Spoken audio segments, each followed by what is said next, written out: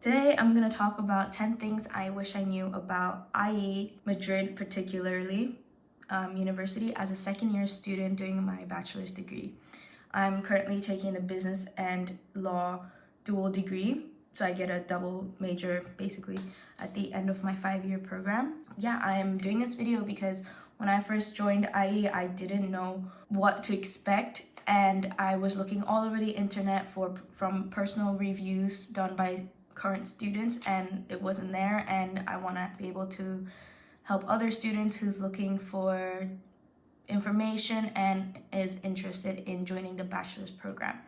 I understand that IE Masters is more well known than the bachelor's. They're still building their reputation, and of course the tower is brand new. It just opened last year, and my year was the first years to go in there. If you see my other video, it's more about my typical day in life, which I'll probably do another one. Welcome. So here's a few clips of the tower. Basically, it's in the middle of the business district in Cuatro Caminos in Madrid. I'm focusing on Madrid because I am a Madrid student. I don't go to Segovia, so I have no information on that, like personal information. This is basically the tower. There's facial recognition when you enter. Will be set up by the system when you first join the university.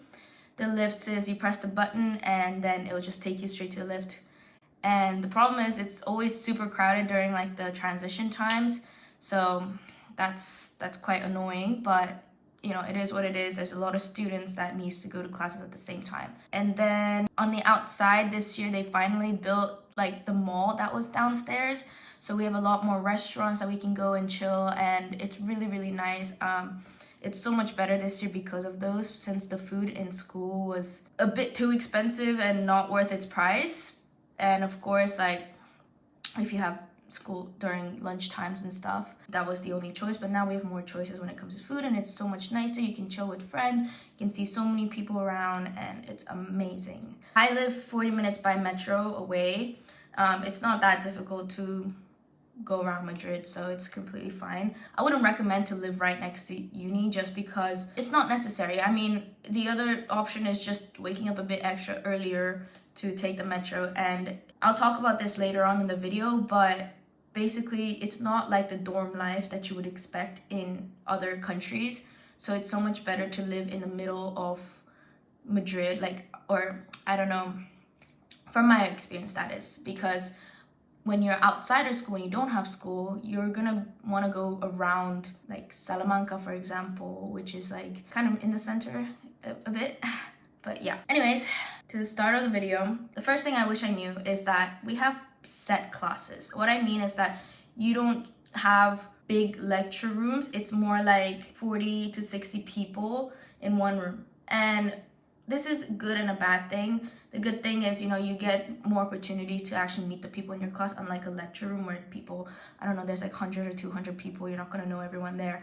But at least in this class, like, you know the people in your class. The schedule isn't as consistent as you would expect, but they're around the same timings usually. Like for example, this year for this term, I'm usually Monday as I'm more in the morning, and then Tuesdays around like 1:30 to, I don't know, 4 or 6. Same with Thursdays, pretty much the same thing. So the day of the week, the schedules are pretty consistent, but like it's not every single day. But yeah, so in terms of classmates, they don't change. You don't mix around with new people, which is also like a bit tough to meet other people. And because it's a tower, you don't really mingle with other people. Like we always stay in the same class. We always have the same classes in the same classroom. So for example, I'm always in 1501, right? I'm always on the 15th floor. And because of that, I'm not gonna meet my friends who's gonna be like on the 17th. Like I won't bump into them. And if I want to meet someone from another class, like I have to like text them and be like, oh my god, meet me on the 16th or something like that. But the thing is, there are like cafes every, I would say, 6 floors. So for example, number 4, number 10, number 16, there are cafes. But then the thing is, number 10 and 16 has like the opening hours. It kind of sucks because they close at 3, and my classes are always like 1:30 to like 6. So by the time it's like 4, we have to go all the way down, which is also another problem. But the canteen's on -3. I know I'm just like spitting out numbers here, but if you go into the campus, you'll understand. And yeah, so of course, like floor zero is like the ground floor. That I wish I knew because, well, I come from Singapore and we don't have a ground floor. Like, ground floor is level 1, you know? So for those of you coming from an international or like a different country, 0 is ground floor. Number 2, the professors. I wish I knew that the professors, some of them do have a language barrier, unfortunately. People don't talk about this, but I've had few professors who don't speak proper English, and it has definitely affected the way I learn in class. So a lot of the learning I did it myself. I'm not gonna lie, I think a lot of people can agree with this. A lot of the professors, however, they're well-educated people. They're definitely like super qualified. I mean, they are hired by IE to work during their free times, and they're very well-rounded people. I've had professors who literally works in like the UN, or like, I don't know, they've graduated from UCLA, Harvard, all these like big schools, and they know what they're doing. But I think some of them has a difficulty teaching just because it's so different to teach a subject that they're so educated on, if that makes sense. Some of the professors don't speak proper English, so be careful with that, be aware with that, and don't rely on them to really learn, because it's completely different from like high school, right? To university. Number 3, the grading system. Oh my god. Okay. First of all, attendance matters. You can only miss 30% of your classes in term of like per subject. So what that means is, first of all, if you have to join online, you're marked as absent. Second of all, most teachers, even if you're late, they will remark you as present, but if you're late and then you miss attendance, you have to go and talk to them, blah, blah, blah. Number 3, based on your attendance, your grades will be affected. So I mean, it's not a big percentage, but you'll see in your grading page. Yeah, so you can't miss, I think you can't miss more than 7 classes if I'm not wrong, at least for some subjects. And then, having said that, we do have a participation grade. It does depend on the class. Usually it's around like 10-20%. I'm not too sure. If they really care about this, they will take it seriously. I had a marketing teacher who was so, how do I say this nicely? Who was so annoying about it. She was like, oh, I mean, she gave the opportunity for us to email her about our thoughts in order to up our participation grade, but she was very particular on it, and I don't like to talk out loud in class, especially. Of course, if we're all university students coming from all over the world, we don't know anybody, we're outside of our comfort zone, our house. Of course, it's tough, but you have to get used to it. It is what it is, and you have to force yourself to kind of participate at some point. But you get used to it, so it's good. Number 4, the workload. I'll say the workload isn't that much. It's just there's a lot of group works and there's a lot of presentations. And a lot of people come into uni hating presenting in front of class. But I think this school is so particular on practical skills. And it is true, it is a business school, and in the business world you will have to present a lot of times, and you need to be comfortable talking in front of people, and you need to know how to talk to people and all these things. So, and of course, collaboration, super important in the business world. But having said that, sometimes they give out all the group works to be done within the same week, and there's always like a week or two there's just so much at once, you know. But in terms of like studying and stuff, of course, like you have to study, whatever. But if you did IB or the A levels, it is quite easy in terms of the workload. I mean, IB was next level. I did IB and I'm happy with my final grade. I worked really hard and it was a lot of work of studying, but I don't do as much studying here. Like, and of course, because IB has taught me so much, a lot of the first year classes, for example math, like I've learned most of the stuff way before, you know, and I think a lot of people can agree with that, especially if they've taken IB or A levels. But just make sure you know what you're doing. You know, it's not very hard. It's just don't lose yourself in the nightlife, which I will talk about next. You know, like have that balance, I guess. You know, you still want to do well at the end of the day. I mean, of course, like in 5 years, your GPA wouldn't only be counted based on the last 2 years of your university, right? It's also the first 2 years. So just think about that, and depending on what you really want to do. So choose your group members wisely, actually. Let me tell you that. I am lucky enough to have 2 people who who sets the leadership role, and they keep us very organized, which I'm very happy about, because otherwise I think the rest of us would have just left everything for the last minute, and we appreciate that so much. So, and of course my group is also like my friends, so it's also like really nice because it's also we can have fun. Number 5, the party never stops in Madrid and in IE. There is something going on every single night of the week. And I'm not even kidding. Like when I say clubs are open every single day, there are clubs open every single day. Or even just like going to a bar or something like that. There are restaurants that turns into clubs on Sundays still. I mean, Mondays, Tuesday, you probably wouldn't want to go out as much. Let me just say, when I had my Freshers Week, I thought it was going to end. No, Freshers Week turned into Freshers Year. The group chat continued, and still till this day continues to give out event information every single day as if it's Freshers Day, Freshers Week. Yeah, no, it never stops. So the first year, I went all out. I mean, I came from Singapore, and in Singapore, the clubs were all closed when I turned 18 till like when I was coming to Spain. And so of course, I wanted to experience the party life, and it was crazy. It was fun. I still do till this day, but I mean, everything is fun in Madrid. Everything. It's just insane. But of course, it's like you don't have to go out every time. That's the beauty of it too. Like, you have to remember you're not missing out on anything. If there's an event on Friday and you're just so tired and you can't go, you're fine. Like, take care of yourself. That's the most important lesson I learned this year. Ever since I spent some time alone, it's okay to not go out, really, genuinely. And I say this, but I'm also the kind of person, like, I love to go out. I love to spend time with my friends. I love to do all that. But I know now I can actually maintain a balanced lifestyle. So I'm okay with going out more than, like, before, where I would get more unproductive and all these things. Like, now I'm actually productive in the week, so it's okay. But also, like, if you just feel like going out one day and it's a Wednesday night, just go out. You can do that. You can find someone who's always willing to.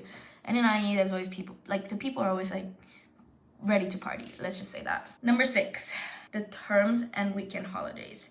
So what I mean by this is how the term works in this university. So in a year, we like to say we have 3 terms, but it's kind of like 2 terms, right? Because, so the first term is from the first day of schools in September until December. And within that, you have the midterms around October. And not all classes have midterms. It just really depends on your subject and your teachers, whether they want to give out a midterm or not. And then you have the finals in December. And so the finals, I have my finals starting next week.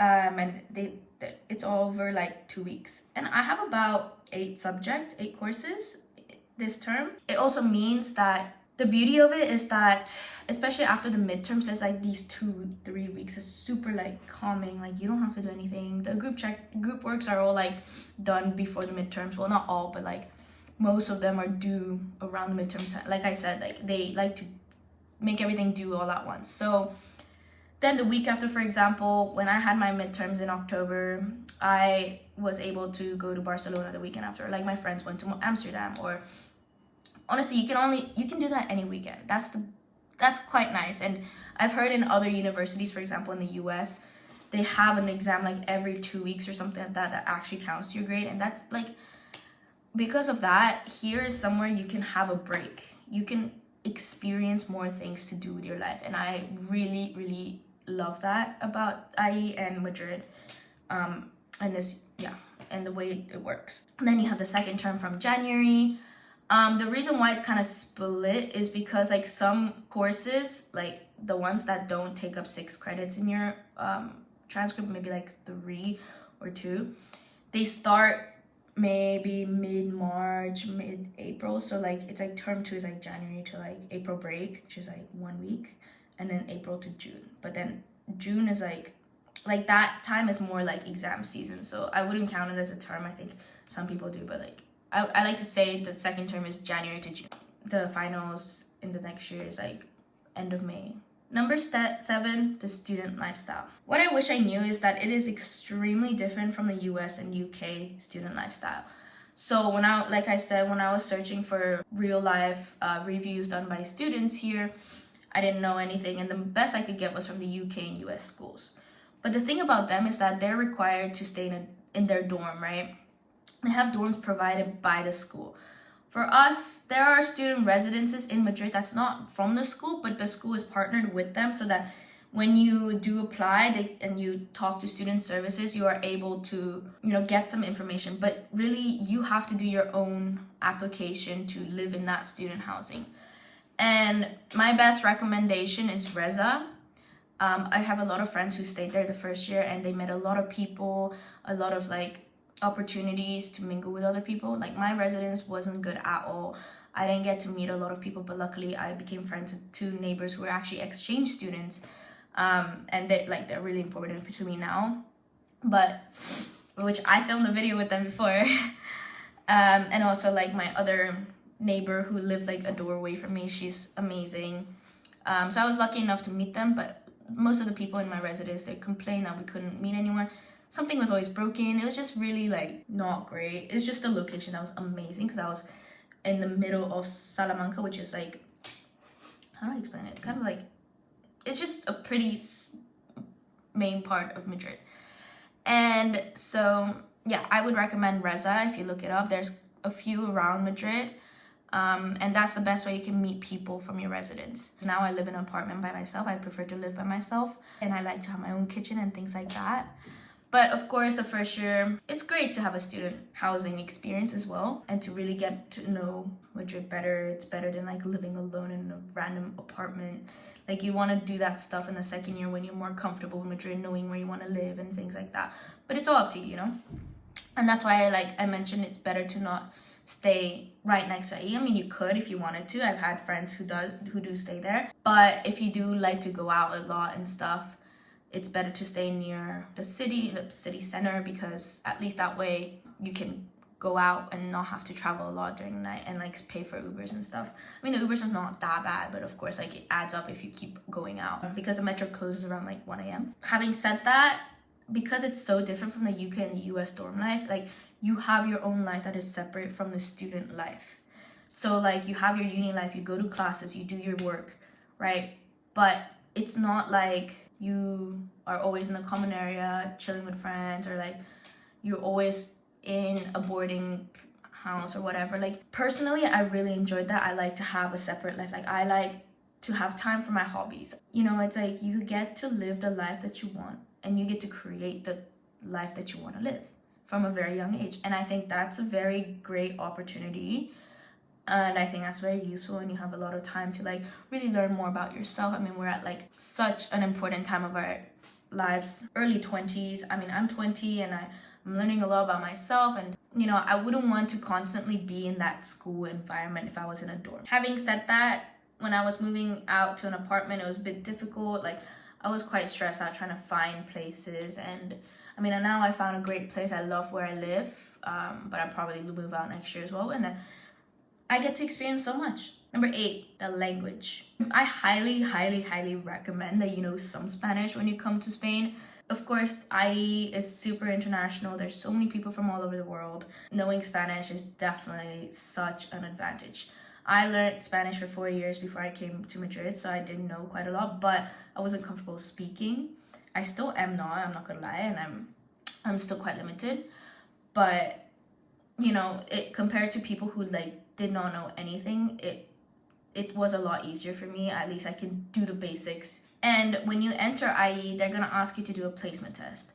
I would recommend you to do it properly. I didn't do mine properly. I didn't know the placement test was that mandatory. I didn't know taking Spanish is that mandatory, because the placement test will determine whether you need to do Spanish as a course or not. And so my friends and we have all done Spanish IB, the same level, but I didn't do the placement test. I just did maybe 2 or 3 questions, because it was 2 a.m. in Singapore when I saw the email, and I was okay, let's do it. And I was tired, and I was oh, it's not that bad. It's not necessary. But joke's on me, it was freaking necessary. And so I now have to take this 2.1. So there's level 0.1 till I think 4 or 5 if I'm not wrong. The minimum level of Spanish you need to graduate in Spain legally is 2.1 or you need to take the external like test that they can give you. But it's just so much better to do it in university because it's free for the first 2 years for us, and if you just get it over and done with, it's done. It is a bit annoying because of the timings. For example, I have Spanish on Tuesdays at 6 to 7:30 p.m. and then Thursdays 7:30 to 9 p.m. So if you know Spanish, do the placement test well, because I could have done this year without taking Spanish. I could have had that free time, but no, I decided to be lazy and I didn't take the placement test well, and now I have to take Spanish. Don't make my mistake. Number 9, nationality groups. So I think it's a very European thing, but it was kind of a culture shock to me. But in IE, there's a lot of like groups based on nationalities. So like the French kind of stays with the French, Germans, Italians, they all have their own groups. I'm not saying like they're not willing to meet other people or anything, everyone is. But of course, like if you're French, you're probably gonna end up mingling with the French people and like just staying with them. Like that's just how it is, and I didn't know this. And the Spanish is the Spanish as well. Like if you don't know Spanish, it's a bit difficult to kind of like mingle with them, because of course they're comfortable speaking in Spanish, and then like Spanish humor is so different from like English humor and all this stuff, and everyone just stays in their own groups. And I grew up in a very, very international setting, and Singapore is such an international place. And so coming here, you know, I'm still friends with a lot of more international people rather than these groups. But in the beginning, it was a bit kind of like shocking. It just felt weird. Like I didn't see how necessary it was, but it is what it is. And there's always like those groups, like be prepared with that. I mean, I just wish I knew about it so I wasn't so shocked. But having said that, it is an expensive university, and a lot of the people who go there are very wealthy, I would say. So I don't know, I was also kind of shocked with that, because I remember my first day of school, like in university, I pulled up with like, I don't know, like sweatpants and a t-shirt. Like I didn't care, because when I was in high school, that's how I literally dressed up, like as if I just woke up, right?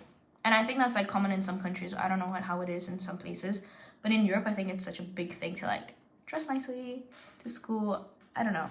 Anyways, I pulled up to my first day of school wearing like whatever, and like my broken bag, because it was from high school and I just did not bother to get a new one yet.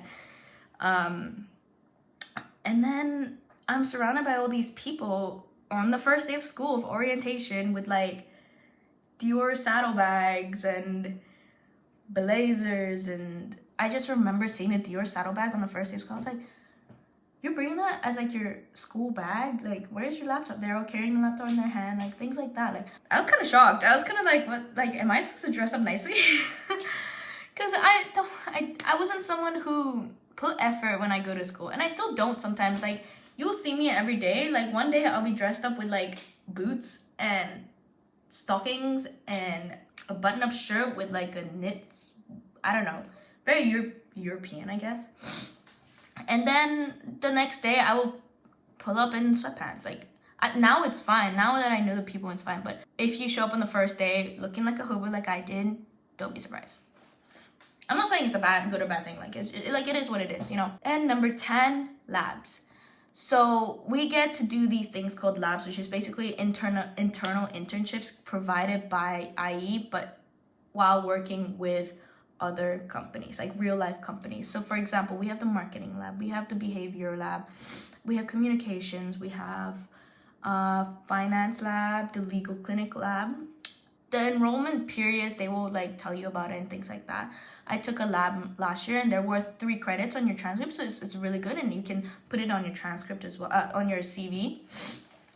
And so with that being said, I highly recommend you to take it. If you can find out the enrollment date on September to do it on the first term, I think that would be better than do it in the second term, because second term usually they have this like, so during the lab you have the introduction and everything, you start doing the group work, and then towards the end is the intense period. And what that means is that's when you do your actual work to help the company.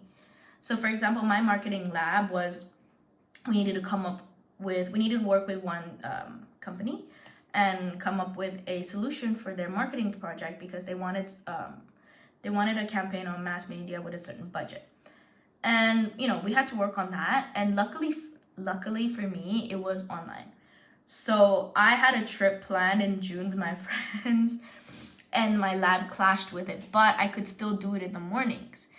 But it was getting very annoying. I just wanted, because I finished school a month ago. Like, I just wanted to spend holiday, like my summer vacation the way it is, and I couldn't. And I could, but it was online, so it's good. But this year, but that was because of COVID.